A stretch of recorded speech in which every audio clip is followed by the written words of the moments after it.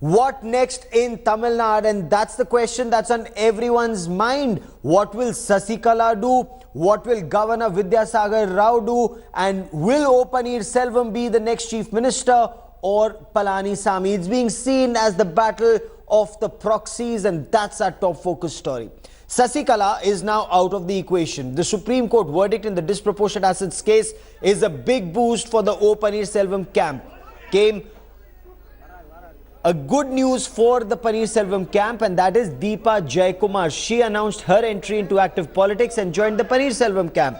Deepa Jaikumar met Selvam at Jayalalitha's memorial at the Marina Beach and made it very clear that her political journey has begun. She went on to say that Selvam will be the leader and the two will work together. They will work like two arms of the AIADMK.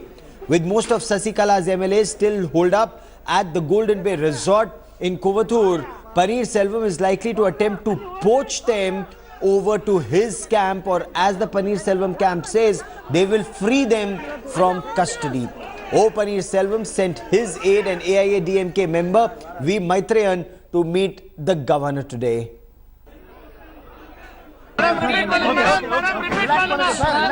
the future of the AIADMK.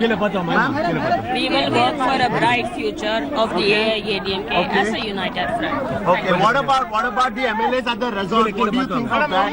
Do you think it's a good practice?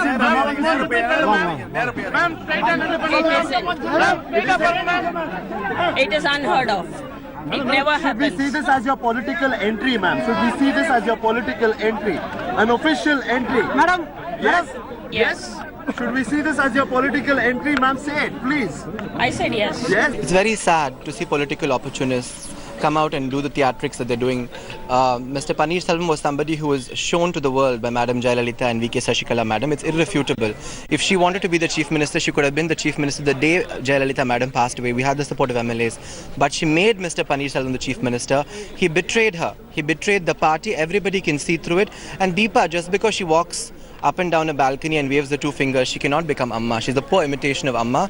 I don't think she has any political relevance. And I think all this opportunistic jigsaw that's happening in the state of people coming together because of a certain emotion that they've drummed up will all fizzle out. You'll watch. Apsara Reddy there unsparing in her criticism of the Selvam camp. The Supreme Court on Tuesday nailed Sasikala. The Supreme Court upheld the verdict of the trial court, found Sasikala guilty in the 66 crore rupee disproportionate assets case, sentenced her to 4 years in prison and directed her to surrender immediately. But the AIADMK General Secretary refused to surrender on Tuesday on grounds that the Civil Court Registrar didn't receive the Supreme Court order copy. Sources now tell India Today that Sasikala is likely to fly to Bengaluru today and surrender, but speculation is rife that she may try to buy time, citing health reasons, and may even file a review petition in the Supreme Court. So what are options now for Governor Vidyasagar Rao? A composite floor test? A floor test inviting either camp, whether it's the Palanisamy camp or the Selvam camp. What does the government think? Now, Mukul Rohatgi is India's Attorney General, and Rajdeep Sardesai caught up with him on the road ahead. Options for Governor Vidyasagar Rao. It's now all about the numbers in Indian politics in Tamil Nadu. Take a look at these numbers. These are the numbers, the important ones to remember. The Tamil Nadu Assembly is 235, so the majority is 118. In the election that were held in May 2016, the AIADMK got 135, the DMK 89, Congress 8, nominated 1, vacant 1. So AIADMK is 17 ahead of the majority. Now look at where the problems come. Problem number 1 is that O Selvam at the moment has 10 MLAs. So 135 becomes 125. That's just 7 above the majority. What happens next? What if Mr. Selvam gets 8 more MLAs on his side? He can effectively reduce the strength of the AIADMK below the halfway mark.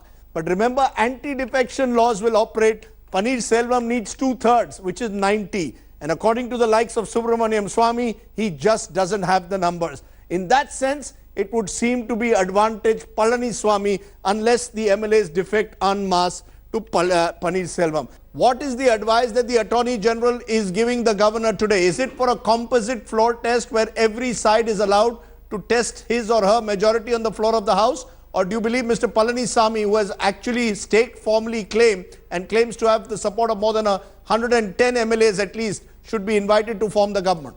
He could go for a composite floor test, as was done in the case of Mr. Jagdambika Pal and Mr. Kalyan Singh. But you must understand, this is the discretion of the governor. If the governor is satisfied that one particular group has a much larger number behind their leader, a governor can swear in that person and then ask him to prove his majority on the floor of the House. Or if the governor is not sure or satisfied that one group is larger than the other, then he can have a floor test in a special session and ask both the rival groups to fight it out so that the larger number and the leader of the larger number appears. But you must understand, whichever course he follows, the final test is always on the floor of the House. Political activity must be determined and decided within the confines of the Assembly. Sir, given the uncertainty though, given the conflicting claims that are being made by both sides, given the argument that MLAs are being coerced and kept in custody in a resort, does the governor have another option, which is President's rule, that he will keep the Assembly in suspended animation till any one of the sides is able to conclusively prove to him that he or she has the numbers? No, listen. I don't think there is any case for President rule. This is fight for succession within a party. It is not one party pitted against another party. There is no question of anti-defection. The AIDMK has a comfortable majority in the House. All these events are fights for succession after their supreme leader passed away. This fight for succession can be sorted out on the floor. As I told you, there was a precedent of Jagdambika Pal, and the governor and the police will ensure that all MLAs are freely escorted or allowed to proceed to the Assembly on the given day, which could be in a couple of days, so that they can fearlessly and fairly vote according to their conscience and point towards a particular leader. And if out of the two rival camps and two rival claimants, one has a larger majority, he will become the chief minister. And India Today's Akshita Nandgopal now joins us with the latest on this story. Akshita, it's a multi-track story developing at multiple fronts. But first things first, will Sasikala surrender today at the Bengaluru court? Yes, Gaurav, reports are suggesting that today she will be turning up at the Bengaluru court to surrender. But there are several problems.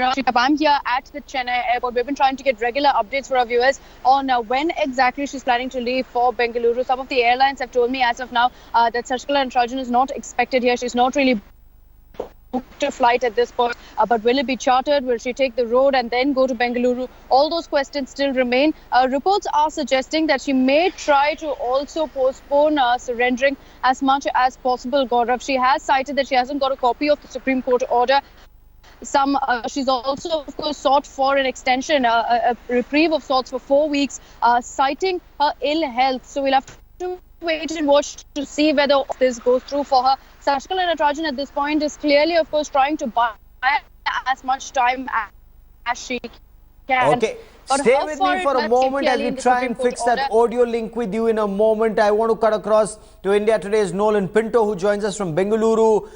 Nolan, security arrangements in Bengaluru, are things in order? That time, of course, Jayalalitha was surrendering, so Section 144 had been put in place. But this time, what are arrangements for Sasikala? She doesn't enjoy that Z plus category security, but arrangements in place, and all is the paperwork all done?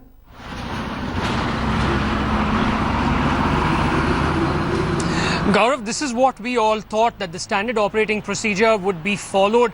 Last evening, I did go to the Parapana Agrara Central Jail. I was outside over there and well, it was business as normal. The same security staff, the same number of people, no extra barricades, nothing as such. And now I'm standing right in front of the city civil court, where once she is brought to Karnataka, to Bengaluru, she'll be brought here first before a magistrate court.